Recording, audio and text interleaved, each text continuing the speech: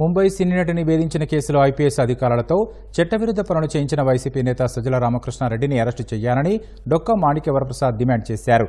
IPS వ్యవస్థకు తలవంపులు తెచ్చిన ఆ ముగ్గురిని కూడా కటకటాల్లోకి నెట్టాలని కోరారు.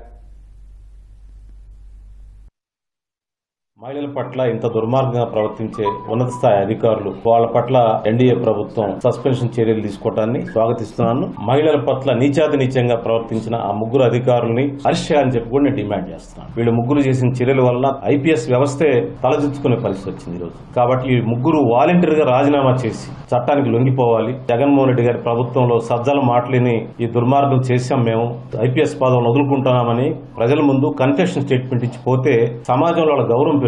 ఈ రాష్ట్రంలో ఏం తప్పు చేసిందని ఎమ్మెల్యే మీద చర్య తీసుకున్నారు. చిత్తూరు జిల్లాలో సొంత ఎమ్మెల్యే మీద చర్య తీసుకున్నప్పుడు ఒక ఐపీఎస్ అధికారులు ఒక మహిళ పట్ల రాంగ్ బిహేవ్ చేస్తే చర్య తీసుకుంటే తప్పేంటి? మరింత పెద్ద దుర్మార్గుడు సజ్జలను కూడా అరెస్ట్ చేయాలని చెప్పి నేను డిమాండ్ చేస్తున్నా.